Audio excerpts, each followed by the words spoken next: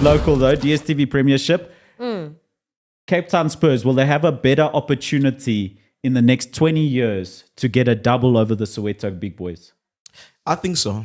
Judging at the fact that Chiefs has got a new coach now, but usually, like they say, New coach, behind closed doors, yeah, because of the ban brought by PSL because of the behavior of Chiefs fans, finally. And they chose a good fixture because exactly. on the It was 8th very of strategic. November, we said, didn't we say on the show? We said on the show, the 11th of November will not be behind closed doors. They will find a fixture nearby to do it. I was actually expecting the decision to be made for a match much later. So that on its own was But I think they were just like, we'll take it now. Fast, we'll take it now, this one. So 8th of November, behind closed doors, new manager. They've just beaten a new coach. Yes. Yeah. Oh, yes, we've discussed this as well. A new coach. Yeah. And they've just beaten Orlando Pirates 2-1 in Cape Town. But okay, now it's behind closed doors. So home ground advantage a bit smaller. Yeah. No. Look, Cape Town for Soweto teams has never been a good hunting ground. Like Pirates always struggle. You can take it back to the days of Santos. You know, Pirates used to struggle a lot with your Santos. You know, coming to the Chiefs game, I think they stand a very good chance. I mean, they could resurrect themselves through Soweto. Who would have seen that coming? Yeah. Wait, didn't Cape Town City beat Chiefs recently? Yeah, but we're talking about Cape Town Spurs resurrecting their thing. So Cape Town City, I think because they're a bigger club, they've been performing. And we were saying, I'm just purely bringing up the topic of, will Cape Town Spurs have a better chance for a Soweto double than this in the next 10, 15, 20 years? No. Because Cape Town City is a team It's established. They're established. established. They're They haven't performing been well. struggling. They can beat Chiefs. So on the 8th, Chiefs is playing City, not Spurs. Is it City? Yes. Can double check I'll that. double check. Guys, if I'm talking nonsense, I apologize to everybody. It's Spurs. They're playing Spurs. Are they playing Spurs? Apologize, please. Apologize. Okay, I'm sorry. Say sorry. Now even. Why did I think they were playing Cape Town City? Yeah, But because now you know you it's reside in the Spurs. fence. Oh. Guys, we you know what? Two things. Number one, say sorry. I did. I said sorry. Number two, before we go back into DSTV Premiership, I missed one thing when we were talking about international sports teams outside of football, the Proteas. Oh yes. Good luck in India. They are playing. They are playing. Can I hold my hands back just for now? Yeah. Just for I mean, now. let's just be behind them. Yeah, No, I'm behind them. That's all we can I'm do. behind them. I'm there against India on Sunday the whole day. But I'm just saying, let me just hold my Yeah, hands. I'm Don't realist say and the I'm C South word, African, please. so- Don't use the C word. What C word? Calamity. Calamity? It's Classic. not- that's not it. Chaos? No, classic. Like Marco's shirt. Yo, okay. Yes. Hey, so a big shout out to them. It seems as though we have been on a winning streak, eh? As a country, our yeah. hockey team also did quite well. I think it's the Olympic qualifiers. Yeah. And does Sundowns count as South Africa? They do count because this is a continental They showpiece. a national team. We'll Yes. get there. We'll get there. Yeah, We'll get there. yeah. We'll get there. Okay, back to DSTV Premiership. Well, look, well done, Proteas, and best of luck to you for the rest of the tournament. Yeah. This is South Africa's best chance to win a back-to-back World Cups in different sports in a very long time. Just on the cricket, before I forget, to all the cricket fans, the Betway CSA 20, the tickets are on sale for that. So if you want to watch like cricket action galore, just go out there, get the tickets because SA20 is fun. I've been to games here at Wanderers. the Betway SA20 is it's around the corner, so don't get left behind. Make sure that you get your tickets. Okay, just shout wanted out. to slip that in. Okay, Shout out. Sekhukhune United. They've shown the door to assistant coach Morgan Gold and goalkeeper coach Johan Absalon. Head coach Brendan Truter next. I wonder. What's this cracks because there? yeah, but it's when a super sub. The thing about Sekhukhune is that as much as they are playing in the DSTV Premiership, I think we also forget that they are still in Confed. And in Confed, they have been doing relatively okay. I believe they won at home and they drew away. I could be wrong, but I'll double check. So they actually do have a lot going on with them. I'm not sure if they want to let go of Coach Brandon right now. I don't think it would be in their best interests. But I mean, it normally happens where, one coach is let go, and I think it started with Sean Bartlett, and then it's just a rippling effect of everyone now, eventually losing their job. So let's see. But when have you seen assistant manager and the goalkeeper manager getting fired? Like, under whose instructions is that? Is it that's the what I'm coach? asking. That's the question. Is it the coach looking? Because rumor has it that the coach could be next. So if the rumors are coming out that the coach is next, then surely that the rift wasn't with his staff. It was upper management. Upper management. So all of the staff are having problems with upper management. But I think that's what it says to me. Then? But this is generally not with a lot of teams. Generally in South African football.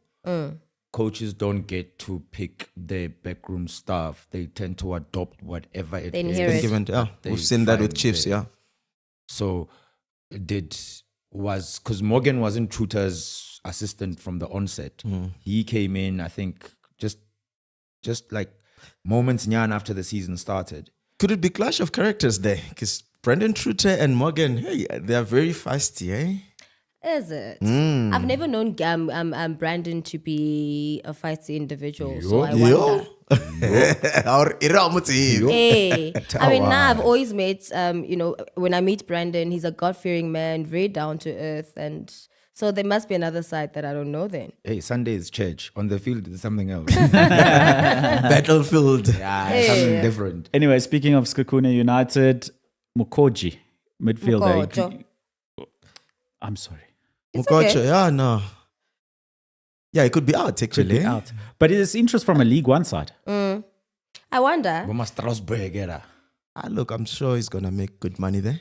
He will, and Ukhumbula Umokocho is just is one of those players that have been able to ply their trade, overseas. It's not a surprise. He played for Brentford at some point. He played for Cincinnati, and he's a baller. And he's what I mean. So I think also he might have a good management team that is able to get him, his name in rooms that we might not be aware of. For sure. Also, because he's not young. I mean, he's 32 years old. But if he's played for teams internationally already before, it's also the issue of international work visas that could be allowing him to move on to these sort of things because he's got experience at things. So even though he's a quality player, and clearly that's why international clubs are looking at him, there are probably other quality players in the South African football system that might find it harder to find their way into sides like that because of the visa issues. I agree. So we really need Bafana to perform in the January AFCON so that we go up up in the FIFA rankings. And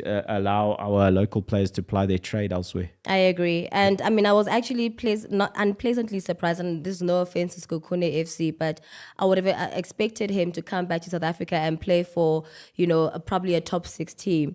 So when I saw him at Sekhukhune, I wondered what the case was there. I know that Kaizer Chiefs at some point wanted him, but he's been also made with a lot of injuries. So I really am hoping that, he goes back to, playing in Europe, because he's not a bad player at all. No, he's a decent player. Yeah, I agree. It's really good. So shout out to him, man. When last did he play for the national team? I'm not disputing his goodness. Yeah. I'm just asking. It was a while back, Len. I can't even remember. Yeah, even me, I don't know. Okay. No, I'm just asking. But remember, our national team is a national team that goes who naturally goes to Orlando Pirates, Mamelodi Sundowns first, and only then considers Bo Sekhukhune.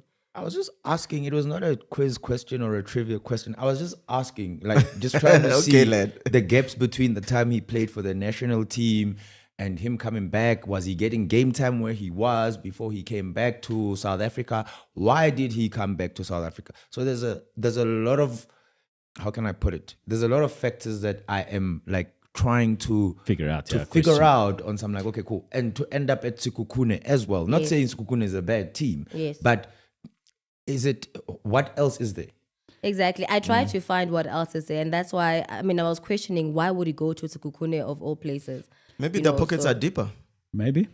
Or maybe they presented a project that was appealing to him. But speaking of Bafana midfields, the Bafana midfield knocked out Ahly in the African Football League Championship. Oh, wow. I see what you did there. You're so funny. Mamelodi Sundowns through to the African Football League final.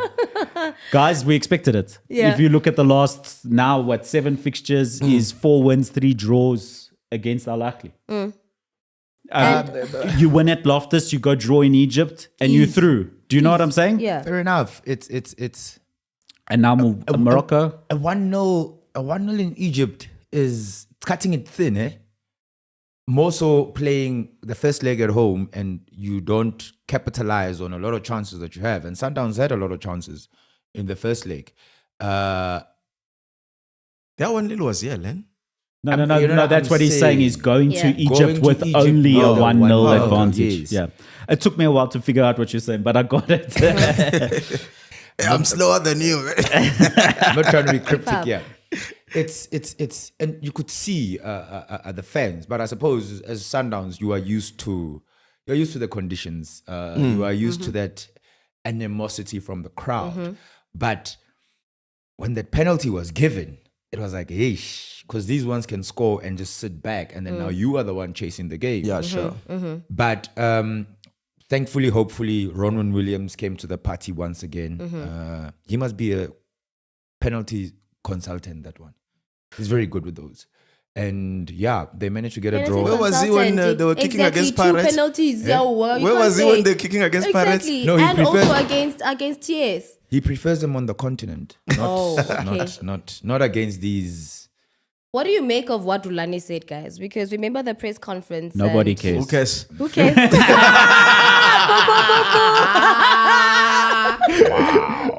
Nobody cares. I love you guys. No. But learn from the